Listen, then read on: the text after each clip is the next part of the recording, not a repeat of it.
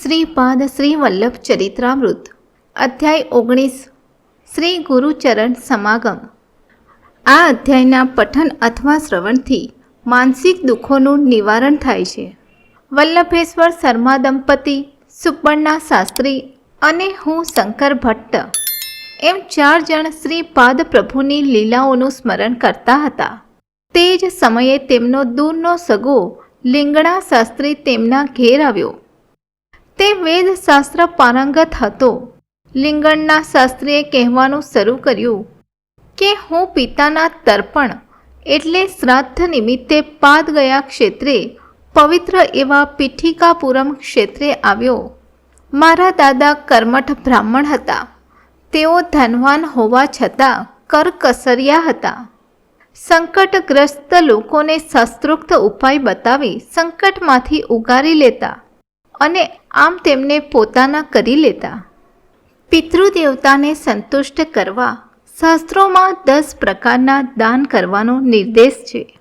લોકો તે પ્રકારના દાન યથાશક્તિ આપતા પણ ખરા, પરંતુ મારા દાદા તે સર્વ અલ્પ ધન વ્યય કરી આટોપી લેતા અને પોતાને અધિકમાં અધિક વ્યક્તિગત ફાયદો કરી લેતા। આ તેમનો વ્યવહાર બ્રાહ્મણ ધર્મને યોગ્ય ન હતો। સમય જતાં વૃદ્ધાવસ્થાને લીધે તેમનું મૃત્યુ થયું। મારા પિતાશ્રી પણ મારા દાદા જેવો વ્યવહાર કરતા। કાળાંતરે તેઓ પણ મૃત્યુ પામ્યા। હું અર્થાત લીંગણના શાસ્ત્રી શાસ્ત્રોના નિયમો અનુસાર તેમજ મારી સ્થિતિ અનુસાર પિતૃદેવતાનું શ્રાદ્ધ, તર્પણ આદિ કર્મો આચરતો। અમારા ઘેર કોઈ પણ કારણ વગર ગ્રહ કલહ થતો હોવાથી મારા મનની શાંતિ હંમેશા હણાઈ જતી।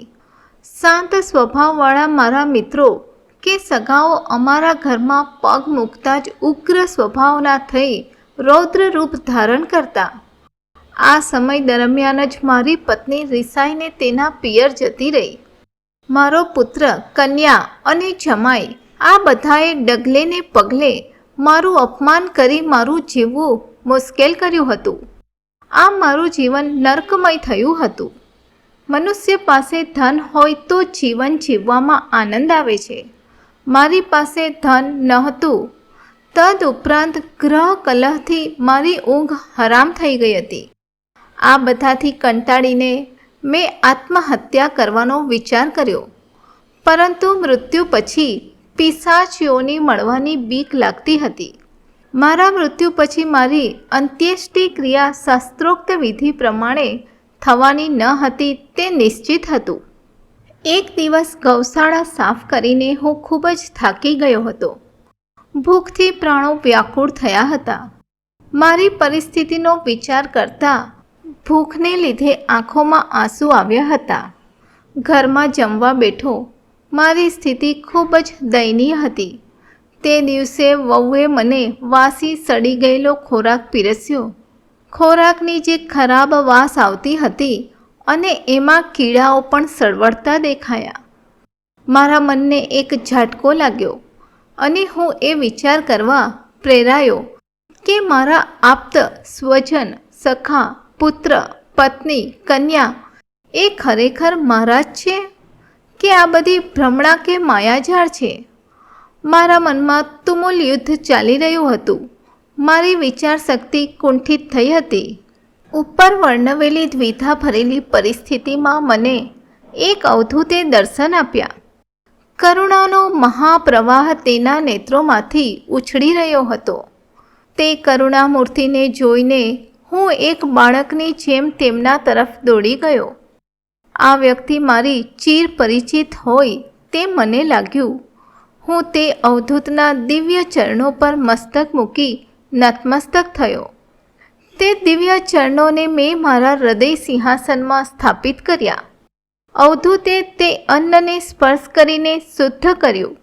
તે વાસી અને સડી ગયેલું અન્ન અદૃશ્ય થયું અને તેની જગ્યાએ મને હલવો દેખાયો। વાસી અન્નમાંથી પરિવર્તિત થયેલા હલવાને થોડી માત્રામાં તે અવધૂતે આરોગ્યો અને બાકીનો મને પ્રસાદ તરીકે ખાવા આપ્યો। હલવાનો પ્રસાદ આરોગીને મને તૃપ્તિના ઓડકાર આવ્યા। અવધૂતે આપેલા પ્રસાદ સેવનને લીધે મારામાં નવીન શક્તિનો સંચાર થયો હોય તેમ જણાયું. તે પછી અવધૂતે મને એક લોખંડની પરાઈ ખોદવા માટે આપી. ઈશાન ખૂણામાં મને ખોદવા આજ્ઞા કરી. પરાઈ વડે પુષ્કળ ખોદ્યા પછી ત્યાં એક મોટો ખાડો ખોદાયો. ત્યાંથી 2 કૂતરાના અસ્થિપિંજર દેખાયા. અવધૂતે તે ખાડામાં મને ચોખાની કાંજી નાખવા ગયો. અવધૂતની આજ્ઞા અનુસાર મેં તે ખાડામાં ચોખાની કાંજી નાખી અને ખાડો માટીથી પૂરી દીધો. આ પ્રમાણે કરતા અવધૂત બોલ્યા કે તારી પિશાચ બાધાથી મુક્તિ થઈ અને તારા ઘરની સ્થળ શુદ્ધિ થઈ છે. હવે તને સર્વ બાબતો અનુકૂળ થશે. પાદ ગયા જેવો જેનો મહિમા છે તેવો પીઠિકાપુરમથી તને નિમંત્રણ આવ્યું છે. તું ત્વરિત પ્રવાસની તૈયારી કર. બાકીની બધી વ્યવસ્થા હું જોઈશ. આપણે પીઠિકાપુરમમાં મળીશું. અવધૂતના આદેશ અનુસાર હું પીઠાપુર જવા નીકળ્યો. મેં ઘરમાં કોઈને કહ્યું નહીં અને ફક્ત પહેરેલા વસ્ત્ર સાથે પ્રસ્થાન કર્યું. થોડું અંતર કાપ્યા પછી સાંજ થઈ. હું એક અમરાઈ વાડીમાં પ્રવેશ્યો. તે વાડીના યજમાન નરસિંહ અપ્પાએ મારું યથોચિત સ્વાગત કર્યું. મને ખાવા માટે પાકી કેરીઓ અને બીજા ફળો આપ્યા. ફળો ખાવાથી મારી ભૂખ શમી. તે યજમાનની વિનંતી અનુસાર તે રાત્રિ મેં તે અમરાઈવાડીમાં જ પસાર કરી. સવારે સ્નાન સંધ્યાદી નિત્ય કર્મ પૂરું કરી હું જવા નીકળ્યો. ત્યારે નરસિંહ અપ્પાએ મને પાકી કેરીઓ એક વસ્ત્રમાં બાંધી આપી. અવધૂતે કહ્યા પ્રમાણે મારી ખાવાની તેમજ રહેવાની ઉત્તમ સગવડ થઈ હતી. તે અવધૂતની લીલાને યાદ કરી મને તેનું મોટું આશ્ચર્ય થતું હતું. નરસિંહ અપ્પાએ મને કહ્યું કે ગઈકાલથી મારા સ્વપ્નમાં એક અવધૂત આવે છે. અવધૂતે મને કહ્યું કે આવતીકાલે તારી પાસે એક સદબ્રાહ્મણ આવશે. તેનું ઉત્તમ પ્રકારે સ્વાગત કરી વિદાય સમયે તેને વસ્ત્રદાન તેમજ દક્ષિણા પણ આપજે. પ્રવાસમાં ખાવા માટે તેને તારી વાડીની પાકી કેરીઓ આપજે. મને પડેલું સ્વપ્ન આજે સાચું પડ્યું. તમારી સેવા કરવાની તક મને મળી તેને હું મારું સદભાગ્ય સમજું છું. તમારું મને દર્શન પણ થયું. હું સાચે જ ધન્ય થઈ ગયો. આ બનેલી ઘટના પરથી મને ચોક્કસ લાગે છે કે તે અવધૂત કોઈ સીધા સાદા વ્યક્તિ નહીં પણ કોઈ દિવ્ય મહાન આત્મા હોવી જોઈએ. મેં આગળના પ્રવાસ માટે પ્રસ્થાન કર્યું. નૂતન વસ્ત્ર પરિધાન કરીને વેદ સ્મરણ કરી ચાલતા મારા શરીરમાં વેગથી વિદ્યુત પ્રવાહ ફરી રહ્યો છે તે મને જણાયું. તે દિવ્ય વિદ્યુત પ્રવાહને લીધે મને એક અદ્ભુત સુખની અનુભૂતિ થતી હતી. મારી સાથે એક વેદ પારંગત મહાપંડિત ચાલતો હોય તેવો મને ભાસ થતો હતો. હું તેની સાથે વેદ ઉચ્ચાર કરતો હતો. એટલામાં તે પંડિતે કહ્યું કે સાવિત્રી વર્ણન મુખ્ય મંત્ર છે. ત્રેતાયુગથી ભારદ્વાજ ઋષિએ સાવિત્રી કાઠક ચયન યજ્ઞ આરંભ્યો. તે પણ અહીં પીઠિકાપુરમમાં જ સંપન્ન થયો. ઘણા પુરાતન કાળમાં તેમણે કરેલું કથન કે પીઠિકાપુરમાં શ્રી દત્તાત્રેય ભગવાન શ્રીપાદ શ્રી વલ્લભના રૂપમાં અવતરિત થશે તે આજે સત્ય થયું છે. વેદ અપૌરુષેય અને ઈશ્વર નિર્મિત છે. વેદ પઠનનો અધિકાર ફક્ત બ્રાહ્મણોને જ છે, પરંતુ વેદાધ્યયન સર્વ વર્ણના લોકો કરી શકે છે. બ્રાહ્મણો શ્રી કૃષ્ણની ભક્તિ કરતા જ્યારે શ્રી કૃષ્ણ ભગવાન બ્રાહ્મણોનો સત્કાર કરી તેમના ચરણ ધોઈને તે જળ પોતાના શિર પર પ્રોક્ષણ કરતા. તને પીઠિકાપુરમ આવવા આમંત્રણ છે. તું કેટલો ભાગ્યશાળી છે. ત્યારે મેં જિજ્ઞાસાવશ પૂછ્યું કે મહારાજ શ્રીપાદ શ્રી વલ્લભ કોણ છે અને તેમનો મહિમા મને વિસ્તારપૂર્વક કહેશો. તે પંડિતે સુબ્બಣ್ણા શાસ્ત્રીને કહેવાની શરૂઆત કરી. અરે ભાઈ, શ્રીપાદ શ્રી વલ્લભનું દર્શન સર્વ પાપોનો નાશ કરનારું છે. તેઓ સાક્ષાત દત્ત ભગવાન જ છે. તેમની જન્મભૂમિ પીઠિકાપુરમ ક્ષેત્ર છે. પૂર્વે જ્યારે જ્યારે પણ ધર્મને ગ્લાનિ આવી તે સમયે પરમેશ્વર પૃથ્વી પર માનવી અવતાર લઈ સજ્જનોનું રક્ષણ કર્યું અને દુષ્ટોનું હનન કર્યું. ત્રેતાયુગમાં વિષ્ણુ દત્ત અને સુશીલા નામના પુણ્યવાન દંપતી રહેતા હતા. સુશીલા પતિવ્રતા સાધ્વી સ્ત્રી હતી. પાતિવ્રત્યના હિસાબે તે અનસૂયા સમાન સામર્થ્યવાન સતી હતી. વિષ્ણુ દત્ત પણ એક આચાર સંપન્ન, સતશીલ અને વિદ્વાન બ્રાહ્મણ હતો. તેમણે પોતાની ઉપાસના અને વિદ્વતાથી અત્રિ ઋષિ પ્રમાણે આદરણીય સ્થાન પ્રાપ્ત કર્યું હતું. આ ઉભય દંપતી સતી અનસૂયા અને અત્રિ મહર્ષિ સાથે તાદાત્મ્ય સાધીને તેમની સાથે એકરૂપ થયા હતા. આ સ્થિતિ નિરાકાર હોય, ચર્મચક્ષુને અગોચર હોય છે. તેનું વર્ણન વેખરી વાણીથી થઈ શકતું નથી. તે સ્થિતિનો માત્ર અનુભવ લઈ શકાય છે. વિષ્ણુ દત્ત ભવિષ્યમાં અપ્પલરાજ શર્માના નામે અને સુશીલા સાધ્વી સુમતી રાણી રૂપે જન્મ્યા. તેમણે કરેલી ઉગ્ર તપસ્યાના પ્રતાપે તેમને શ્રીપાદ શ્રી વલ્લભ નામે એક દિવ્ય પુત્રનો લાભ થયો. અપ્પલરાજ શર્મા એ ભારદ્વાજ ગોત્રના અને આપસ્તંભ શાખાના કૃષ્ણ યજુર્વેદી બ્રાહ્મણ હતા. પુરાતન કાળમાં લાભાદ્ર નામના એક વૈશ્ય મુનિ હતા. શ્રી માતા વાસવી કન્યકા અવતારમાં તેના પિતા ભાસ્કરાચાર્યુલુ હતા. તેઓ જ શ્રીપાદ શ્રી વલ્લભના અવતારમાં સુમતી મહારાણીના પિતા થયા. તું પીઠિકાપુરમમાં જઈને તે મહાન પુરુષના દર્શન કરી શકીશ. તારું ઉત્તમ આદરાતિથ્ય કરી તને દક્ષિણા અને વસ્ત્રદાન કરનાર ખેડૂત પૂર્વજન્મમાં પીઠિકાપુરમના વેંકટપ્પૈયા શ્રેષ્ઠી અને તેના પિતા સુબ્બરામ્યા શ્રેષ્ઠીના ઘેર નોકર હતો. પરમ પવિત્ર એવા શ્રેષ્ઠીના ઘેર સેવા કરવાથી અને તેનું પવિત્ર અન્ન ગ્રહણ કરવાથી તે એક જમીનદાર થઈ સર્વ સુખોને ઉપભોગતો થયો. પીઠિકાપુરમના વેંકટપ્પા શ્રેષ્ઠી અને નરસિંહ વર્મા એ બંને શ્રીપાદ પ્રભુને અતિ પ્રિય હતા. તેમને શ્રીપાદ પ્રભુની વાત્સલ્ય ભક્તિનો લાભ થયો. કર્મ બંધન એ સર્વ બંધનમાં અત્યંત ચુસ્ત બંધન છે. યજ્ઞ સમયે જો યજ્ઞમાં વપરાતા વાસણો ભૂલથી ફૂટી જાય તો પણ યજ્ઞ કરનાર બ્રાહ્મણનું માથું ફૂટીને તરત મૃત્યુ મુખે પડે છે, એમ શાસ્ત્ર વચન છે.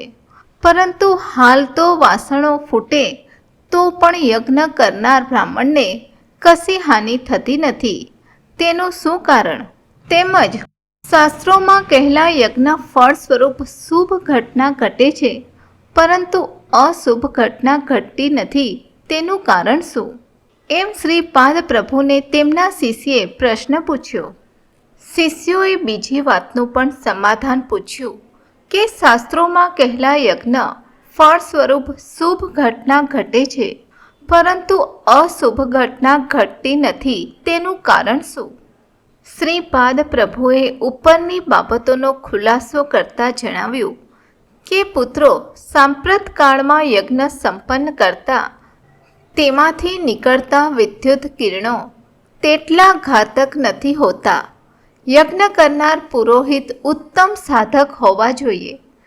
તેમની પાસે પુષ્કળ પ્રમાણમાં યોગાગ્નિ હોવો જોઈએ. તે યોગિક અગ્નિ જ યજ્ઞમાં વપરાતા વાસણોમાં વીજળી પેદા કરી શકે છે. મહાયોગી એવા પુરોહિતો શાસ્ત્રોક્ત વિધિપૂર્વક યજ્ઞ સંપન્ન કરતા તેના સારા ફળ તરીકે વિશ્વનું કલ્યાણ થાય છે. જો આ પ્રમાણે ન થાય તો યજ્ઞનો ક્રિયાકાંડ થાય છે, પરંતુ વેદ શાસ્ત્રોક્ત ફળ માત્ર મળતું નથી. યજ્ઞાદિ કર્મમાં આપવામાં આવતી દક્ષિણા પણ ₹16 અને 116 અને 1116ની સંખ્યામાં અપાય છે. આની પાછળ પણ રહસ્ય છુપાયેલું છે. ગોત્ર એ પિતૃ સંબંધિત હોય છે અને તે સૃષ્ટિના અંત સુધી બદલતું નથી. ધર્મ એ 7 પુરુષો વચ્ચે જ ફરતો રહે છે.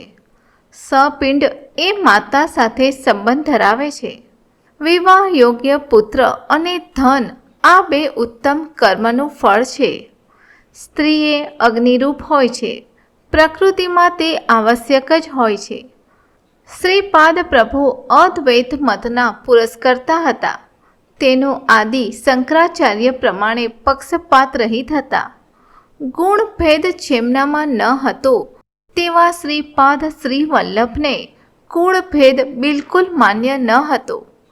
આદિ શંકરાચાર્યે પોતાની હેમ સુવર્ણ વિદ્યા સત્વગુણી બ્રાહ્મણને ન આપતા રજોગુણી ગૌંડ કુળના લોકોને આપી.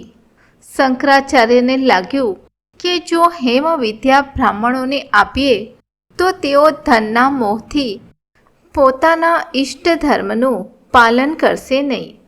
શંકરાચાર્ય પ્રમાણે જ શ્રીપાદ પ્રભુએ જાતિ, વર્ણ, મત, ઉંમરનો ભેદભાવ ન કરતા દરેકની યોગ્યતા અનુસાર અનુગ્રહ આપ્યો.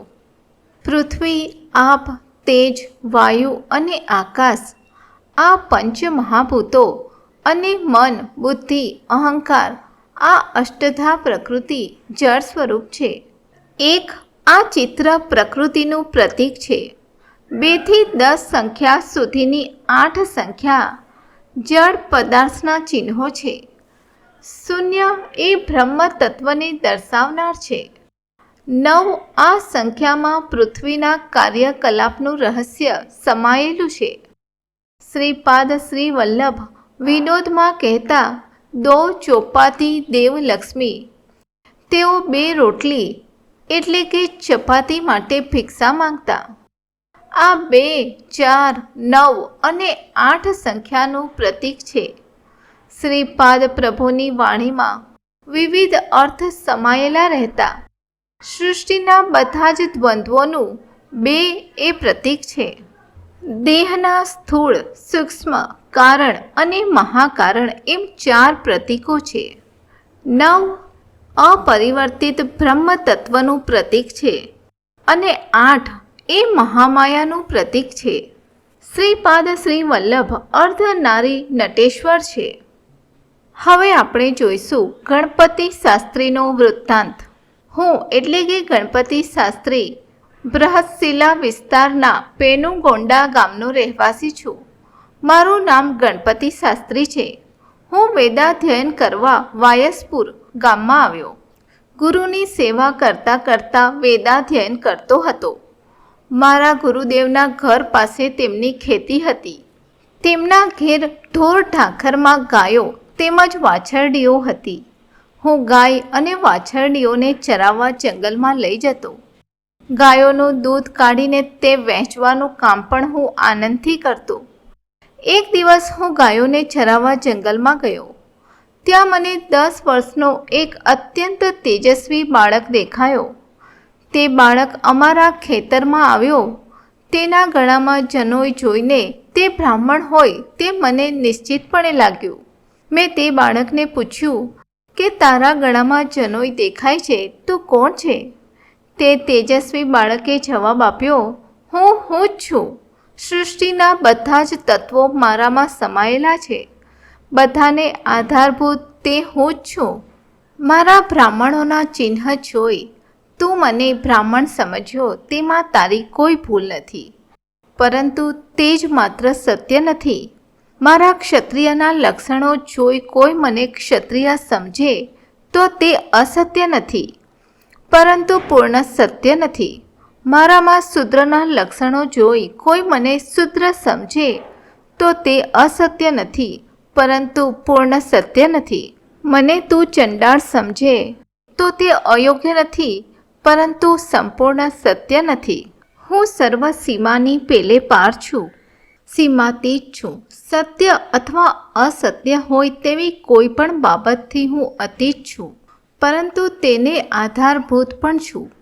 હું પરમ સત્ય છું. તે અવધૂતોને ખબર છે. મારો ધર્મ પરમ ધર્મ છે. તે સર્વ ધર્મોના પર છે અને તે ધર્મોનો આધાર પણ છે. આ જ મારું પરમપ્રિય તત્વ છે. સૃષ્ટિના જીવમાં રહેનાર પ્રેમ તત્વ કરતાં આ સુમધુર છે. એટલું જ નહીં, પણ તે સર્વનો આધાર પણ છે. તું અને હું પુરુષ હોવા છતાં સ્ત્રીઓ પ્રમાણે વર્તન કરીએ છીએ. સ્ત્રી હોય તો પણ તે પુરુષ પ્રમાણે વર્તન કરે છે. અર્ધ નારી નટેશ્વર આ બે રૂપથી અડધું સ્ત્રી રૂપ અને અડધું પુરુષ રૂપ એકત્વ પામેલો હું મન અને વાણીથી અગોચર હોય દિવ્યાનંદ તત્વ હું જ છું. આવા વિવિધ લક્ષણોથી યુક્ત મને તું કેવી રીતે ઓળખીશ? આવી બધી કોયડા જેવી તે ગોવાળની વાણી સાંભળી અને થોડી જ ક્ષણોમાં મારા શરીરમાં ધ્રુજારી પેદા થઈ. મારી ધ્રુજારી જોઈને તે દિવ્ય ગોવાળ બાળકે મને કહ્યું, અત્યારે જ શનિદેવ સાથે મારી વાતચીત થઈ છે. મેં આ ગણપતિ શાસ્ત્રીને ચિત્ર વિચિત્ર બંધનોથી બાંધીને ત્રાસ આપ્યો. ત્યારે તે મને બંધનમાંથી મુક્ત કરવા વિનંતી કરવા લાગ્યો. ત્યારે મેં કહ્યું કે હું આનું કર્મફળ ગાયના દૂધના રૂપમાં ગ્રહણ કર્યું. તું તેવા બંધનોમાં પડીશ નહીં. આ બધું સાંભળીને હું ધ્રુજવા લાગ્યો. મારી જન્મકુંડલીમાં તે સમયે વિપરીત કાળ દર્શાવ્યો હતો. હું કશું બોલું કે પૂછું તે પહેલાં ગોવાળ એક ગાય પાસે ગયો અને બોલ્યો, હે ગાયત્રી, મને ખૂબ જ ભૂખ લાગી છે, મને દૂધ આપીશ? તે ગાયે હકારમાં ડોક હલાવી અને તેના આંચળમાંથી દૂધની ઉષ્ણ ધારાઓ વહેવા લાગી. તે ગોવાળિયા બાળકે પેટ ભરીને દૂધ પીધું. આશ્ચર્ય એ જ કે તે ગાય વાંઝણી હતી અને ક્યારેય ગાભણી થઈ ન હતી. છતાં તેણે તે ગોવાળિયા દિવ્ય બાળકને દૂધ પાયું. તે ગોવાળિયો દૂધથી તૃપ્ત થઈ એક આંબા નીચે બેઠો. બાકીનું નિરૂપણ ભાગ 2માં આપેલ છે. શ્રીપાદ રાજમ શરણમ પ્રપદ્યે. શ્રીપાદ શ્રી વલ્લભનો જય જયકાર હો.